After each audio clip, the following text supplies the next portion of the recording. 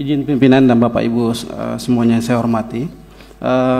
Saya hanya ingin menyampaikan karena waktunya sangat singkat, intinya saja. Jadi semangat pemerintah ini untuk mensejahterakan teman-teman yang sudah bekerja di instansi pemerintah, baik rumah sakit dan puskesmas, itu dengan diterbitkannya aturan P3K. Nah, aturan P3K ini kan seharusnya untuk honorer yang sudah bekerja, karena honorer banyak yang umurnya sudah di atas 35 dan tidak bisa mendaftar menjadi CPNS. Tapi sekarang ini dibalik Bapak Ibu, malah jadi P3K itu dibuka untuk formasi umum, sehingga kalau kita berbicara tentang penyelesaian tenaga honorer ini tidak akan selesai kalau apa yang menjadi semangat pemerintah sebelumnya itu memang tidak dilaksanakan. Nah, itu yang mungkin yang menjadi saya mohon Bapak Ibu semua untuk bisa mengawal, karena jujur Bapak Ibu, teman-teman kami ini yang udah umur di atas 35, mereka tidak bisa ngapa-ngapain. Mau daftar PNS nggak bisa, mau daftar P3K sudah ditabrakin sama dengan teman-teman yang umum, dengan teman-teman yang baru lulus, ya otomatis pasti mereka lebih jago ketika kita berbicara terkait kompetensi soal-soal. Nah, ini yang menjadi pertimbangan, tapi ketika berbicara kompetensi di lapangan, pasti teman-teman sudah berpengalaman lah yang bisa menjadi lebih unggul. Nah, mohon Bapak Ibu supaya ini menjadi pengawalan. Jadi semangat penyelesaian PP 18 2018 itu bisa kembali ke tempatnya, jangan lagi dibolak-balik untuk diberikan kepada teman-teman yang sudah yang baru lulus. Biarkanlah teman-teman yang baru lulus ini diberikan untuk formasi PNS. Mungkin itu saja. Terima kasih. Ada lagi? Baik, Assalamualaikum warahmatullahi wabarakatuh. Izin perkenalkan Bu, nama saya Elda, saya perwakilan dari DPD Kabupaten Pandeglang, Provinsi Banten. Di sini saya membawa aspirasi dari teman-teman daerah Banten itu. Mereka mempertanyakan Bu, kenapa untuk tahap 1 tes CPNS dan P3K tahun 2023, kenapa Menpan RB itu mengundur? Sedangkan penataan non-ASN itu tahun 2023 itu harus selesai gitu. Dan ini teman-teman di daerah terus terang mendesak, minta kepada pemerintah pusat untuk segera jelas untuk regulasinya, karena nanti untuk yang paruh waktu ini kedepannya seperti apa gitu. Karena kalaupun yang tahap 1 ini diundur-undur, kami yang nanti notabene-nya ke paruh waktu ini pasti mundur. Jadi bagaimana penataan ini mau selesai kalau misalkan untuk tahap 1 aja terus diundur-undur, baik itu CPNS maupun P3K. Karena dalam penataannya itu sudah jelas menurut Undang-Undang Nomor 20 Tahun 2023 yang disahkan oleh Pak Presiden, yaitu harus selesai di tahun 2024. Tapi kenapa sekarang udah 2025, kejelasannya itu masih bias kalau menurut kami di daerah. Karena kami khususnya honorer, baik itu dari nakes, guru maupun teknis, pasti dibuat bingung dengan kebijakan-kebijakan yang terus berubah-ubah. Jadi mohon untuk pengawalannya juga, supaya kami di daerah ini tidak bingung. Terkait untuk yang sudah lolos di tahap 1, itu udah ada surat edaran untuk CASN di bulan Oktober, dan untuk P3K di bulan Maret. Berarti kami yang untuk paruh waktu ini di bulan apa? Itu pertanyaan kami, karena kami minta kejelasan status, walaupun misalkan kami di paruh waktu kan, tapi paruh waktu kan ke bulan apa? Dan untuk penataan gajinya itu seperti apa? Karena keluhan di daerah itu terkait PAD Bu, khususnya di Kabupaten Pandeglang, PAD kami sangat kecil. Jadi kalaupun misalkan kami diangkat untuk paruh waktu, tetap saja cuma mendapatkan NIP, tapi tidak dengan status kesejahteraan kami yang sudah sesuai surat edaran Kemendagri bahwa di situ ada belanja jasa. Sedangkan di Kabupaten Pandeglang sendiri sudah melebihi untuk panja pegawainya sendiri udah 35%-an. Dan mohon ini untuk pengawalan juga, mohon untuk pemerhati juga untuk Kabupaten Pandeglang, tolonglah jadi supaya permasalahan ini merata gitu. Bisa ada solusi, jangan informasi untuk ngasih kebijakan-kebijakan dan aturan-aturan tapi blunder semua. Karena kami yang di daerah terus terang bingung. Apalagi dengan berita-berita di media yang membuat info-info ini terus terang jadi bias ya. Yang tadinya kita percaya dengan pemerintah pusat bahwa akan diselesaikan di tahun ini, akhirnya ada informasi lagi di tahun 2006. Jadi bagaimana ini yang harus kami pegang? Cukup sekian. Wassalamualaikum warahmatullahi wabarakatuh. Waalaikumsalam warahmatullahi wabarakatuh. Sudah cukup ya? Ada lagi yang masih cukup? Baik. Terima kasih atas penyampaiannya. Saya mungkin akan mempersilakan terlebih dahulu dari Bapak Ibu anggota. Interupsi sebentar, Bu. Saya ingin sekedar tanya, sudah ke Komisi 2 belum? Oh ya.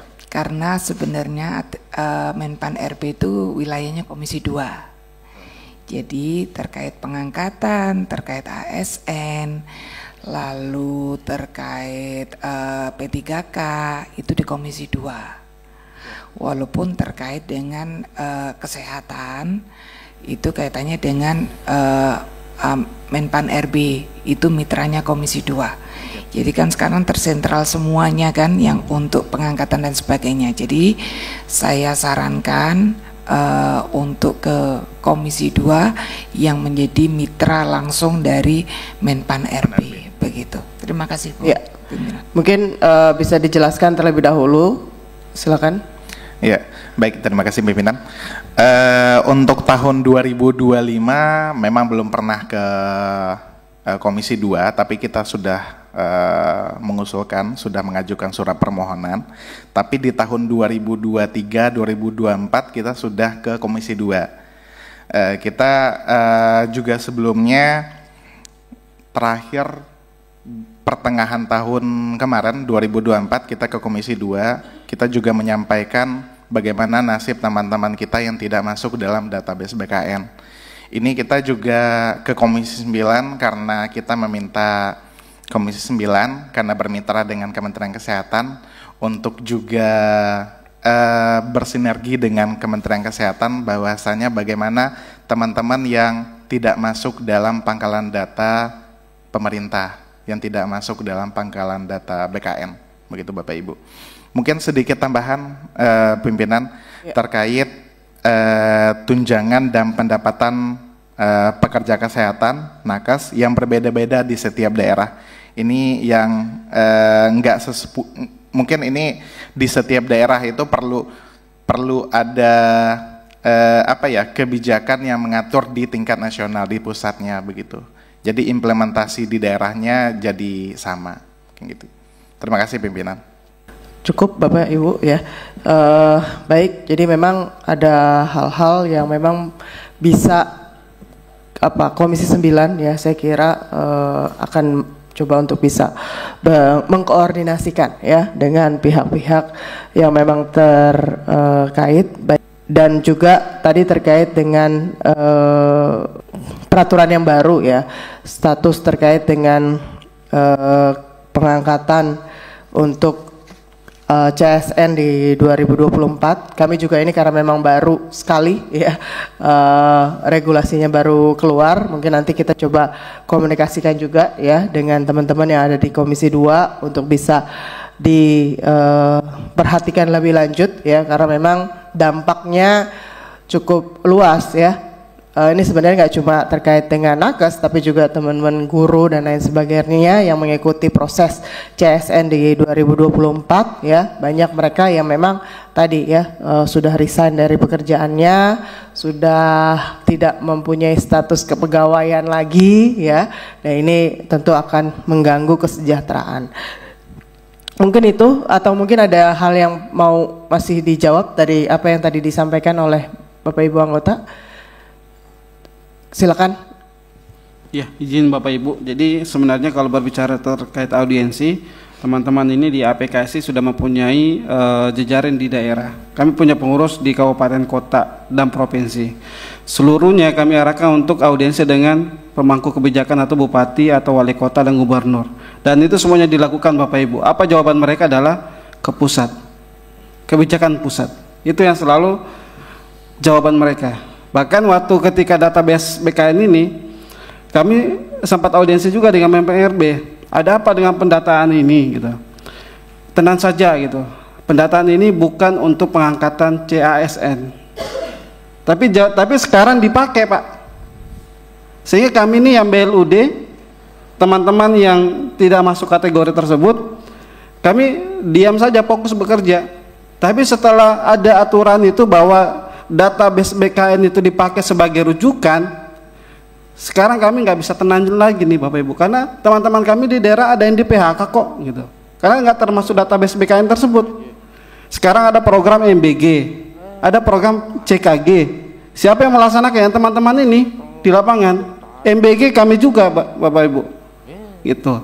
Jadi kalau misalnya teman-teman di PHK gitu, ini kan kami berkurang lagi tenaganya, sudah pengabdiannya tidak dianggap gitu, kemudian seperti itu. Jadi kami berharap di Komisi 9 ini bisa, karena mungkin di dapil Bapak Ibu ya, kami mohon gitu untuk dibantulah kami koordinasi ke Bupati, Wali Kota, Gubernur gitu. Karena kami ini jujur Bapak Ibu, cuti kami tuh habis untuk hal seperti ini gitu. Kami nggak pakai untuk keluarga gitu. Kami ada 800.000 yang tidak masuk di data BKN itu. Total seperti itu. Kalau misalnya ini di PHK semua, kami mau kemana Bapak Ibu? Umur teman-teman kami ada umur 50 tahun, 40 tahun, itu nggak bisa kerja gitu. Jadi ini yang kami sampaikan Bapak Ibu, kalau misalnya teman-teman kami ini umur 50 gitu, 40 tahun gitu, mereka nggak bisa kerja gitu. Kalau mau swasta kan nggak bisa, syarat swasta itu 27 tahun, 28 tahun Bapak Ibu. Melalui pimpinan. Ya. Silakan Bu Irma. Ya, gini loh Dek. Komisi 9 dari tadi udah bicara, kita akan memfasilitasi. Kalau itu terkait dengan PHK, pasti kami akan perjuangkan. Karena mitra Komisi 9 itu Kementerian Tenaga Kerja, itu nggak mungkin kami akan diam saja. Sudah benar datang ke sini itu sudah benar. Cuman tadi saya menyampaikan bahwa akar permasalahannya itu ada di Pemda. Harusnya mereka bertanggung jawab, jangan ngomong itu pusat gitu kan, harusnya nggak begitu. Karena kami sebagai anggota DPR RI juga ngomong ke bupati, gubernur, wali kota itu juga nggak dianggap. Kenapa? Karena kan mereka di bawah Kementerian Dalam Negeri. Nah, kita tetap akan memberikan supporting penuh. Ya, kalau ada PHK itu pastilah, karena itu Komisi 9 ranahnya. Tapi kalau yang Menpan RB seperti yang tadi saya sampaikan dan teman-teman sampaikan, itu akan kita komunikasikan ke Komisi 2, ke komisi-komisi terkait gitu. Nggak bisa langsung kita ngomong gitu, nggak bisa. Karena itu mitra kerja komisi lain gitu loh. Ya, tapi apa yang Dinda sampaikan ya, tadi semua yang disampaikan tadi tentu akan menjadi pertimbangan kami untuk akan kami bantu, pasti itu nggak mungkin nggak, karena kami sebagai wakil rakyat bertanggung jawab untuk itu. Jadi kita tetap akan memfasilitasi kok ya, walaupun bukan mitra kami, tetap akan kami fasilitasi ke komisi-komisi terkait. Makasih pimpinan. Ya, baik, makasih.